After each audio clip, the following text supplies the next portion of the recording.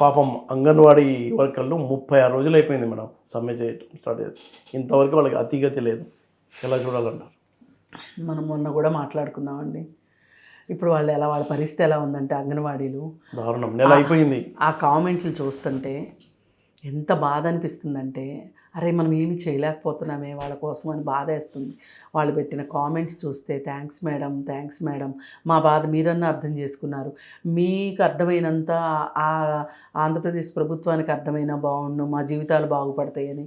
మేము 10th class అని ఎక్కిరిస్తున్నారు, కానీ మా దగ్గర ఎంఈడీలు బీఈడీలు చేసిన వాళ్ళు కూడా ఉన్నారు, లా చేసిన వాళ్ళు ఉన్నారని రకరకాల ఇప్పుడు టీచర్ జాబ్ కోసం ప్రయత్నం చేసిన వాళ్ళు ఉన్నారు.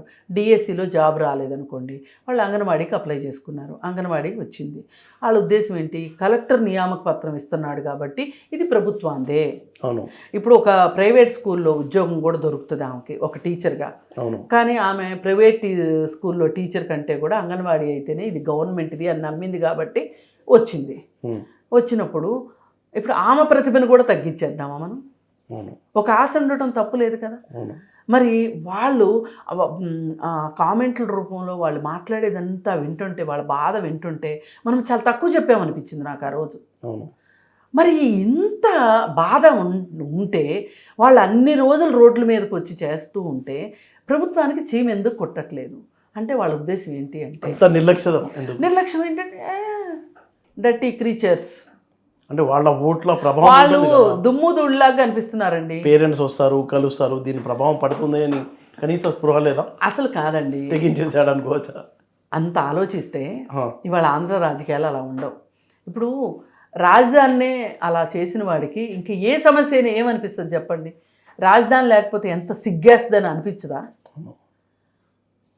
ఇవాళ మీరు చెప్పండి, ఆంధ్రప్రదేశ్కి రాజధాని ఏదో చెప్పండి. ఎవరికి తెలియదు, పెద్ద అది కామెడీ సబ్జెక్ట్ అయిపోయింది. మరి అలా ఎందుకు చేసుకున్నట్లు? అసలు చంద్రబాబు నాయుడు చేసిన దాన్నే కనుక, మొదలెట్టిన దాన్ని కంటిన్యూ చేసి ఉంటే కనుక, ఇవాళ ఒక రూపం వచ్చి ఉంటే కనుక, ఇవాళ అసలు జగన్మోహన్ రెడ్డి పదవీ గండం ఉండేదని మనం మాట్లాడుకోగలిగే వాళ్ళమా? మాట్లాడుకోగలిగే వాళ్ళం కాదు కదా. ఇవాళ ఆంధ్రప్రదేశ్ రోడ్ల గురించి దేశ విదేశాల్లో కామెడీ జరుగుతుంది ఆ రోడ్ల గురించి. ఇప్పుడు వేరే దేశాల నుంచి వస్తారు కదండి, సొంతూరు అని వస్తారు కదా సెలవులకి, వచ్చినప్పుడు ఆ రోడ్లు చూసి వాళ్ళు మా దేశాల్లో పొలాల్లో కూడా ఇట్లాంటి రోడ్లు ఉండవు అని వ్యాఖ్యానించిన వాళ్ళు ఉన్నారు. ఆ రోడ్ల మీద 2 వీలర్లు వెళ్తాయి, ఆ రోడ్ల మీద సైకిళ్ళు వెళ్తాయి, ఆ రోడ్ల మీదే ట్రాక్టర్లు వెళ్తాయి. అంటే రేపు ఎన్నికల్లో గెలిపిస్తాయంట అనుకుంటామా? ఈ సంక్షేమ పథకాలు కేవలం బటన్ నొక్కడాన్ని నమ్ముకున్నాడు కదా, రోడ్లు గీడ్లు ఏమొద్దు, అభివృద్ధి వద్దు. కాదండి, ఆ బటను అన్ని వర్గాల వాళ్ళకి నొక్కేడా అన్నదే పాయింట్ ఇక్కడ. అదే నంబర్ గేమ్లో ఆ పార్ట్ వచ్చినా నేను మళ్ళీ గెలుస్తాను అదే కదా గేమ్ అనేది. అంటే ఇప్పుడు ఆయన నమ్మకం ఏంటి అంటే, నాకు క్రిస్టియన్ ఓటు పడుతుంది, ఈ బటన్ నొక్కుడు వాళ్ళు నాకు వేస్తారు అనుకుంటున్నాడు. ఇప్పుడు కాంగ్రెస్ వాళ్ళు షర్మిలాని ఊరికినే ఏం దింపల. అవును, వాళ్ళ ఎజెండా వాళ్ళకుంది. వాళ్ళ ఎజెండా ఏంటంటే, బ్రదర్ అనిల్ కుమారు ప్రచారకుడుగా ఉన్నాడు. అవును, క్రైస్తవ మతానికి క్రిస్టియన్ ఓట్లు పడతాయి వాళ్ళకి. అతనికి ఎక్కువ కమాండ్ ఉంది, ఎక్కువ పలుకుబడి ఉంది జగన్మోహన్ రెడ్డి కన్నా. పైగా ఈ జగన్మోహన్ రెడ్డి సంక్రాంతి సంబరాలని ఇట్లాంటి చోట వేస్తున్న పిచ్చి వేషాలు వాళ్ళు గమనిస్తున్నారు. వాళ్ళు కూడా కట్ చేస్తారు, బహిష్కరిస్తారు. కుల బహిష్కరణ ఉంటుందంటారా ఓట్లప్పుడు? మత బహిష్కరణ ఉంటుంది. పైగా ఈ మతం మారిన వాళ్ళకి, అసలు ఆ మతంలోనే పుట్టి పెరిగిన వాళ్ళకన్నా మతం మారిన వాళ్ళకి ఇంకొంచెం ఎక్కువ ఉంటుంది, ఛాందస్భావం ఎక్కువ ఉంటుంది. అంటే మతాన్ని వాళ్ళు ఎంతో ఎక్కువ నమ్మారు కాబట్టే మతం మారారని అర్థం. మతాన్ని మోస్తారు. ఆ మతానికి ఏమైనా దెబ్బ తగులుతుందంటే వాళ్ళు తట్టుకోలేరు, ఎందుకంటే వాళ్ళు ఒక మైనారిటీగా ఫీల్ అవుతారు. మైనారిటీ వాళ్ళకి ఎప్పుడు కూడా ఆ విధమైన జాగ్రత్త ఉంటుంది, మనం అనే ఒక ఫీలింగ్ ఉంటుంది. ఇప్పుడు హిందూ మతానికి ఆ మనం అనేది అంత ఇది ఉండదు, కావాలని ఎక్కిస్తే తప్పితే వాళ్ళకి మట్టుకు నరనరానా ఉంటుంది. మరి ఈ పరిస్థితుల్లో అనిల్ కుమార్ గనక ప్రచారంలోకి దిగితే ఈయన పడుతుంది అనుకున్న ఓటు బ్యాంకుకి చిల్లు పడినట్టేగా. ఇప్పుడు పెద్ద పడవకి చిన్న చిల్లు చాలు. జగన్ పడవకి చిల్లు పడింది అంటున్నారు మీరు.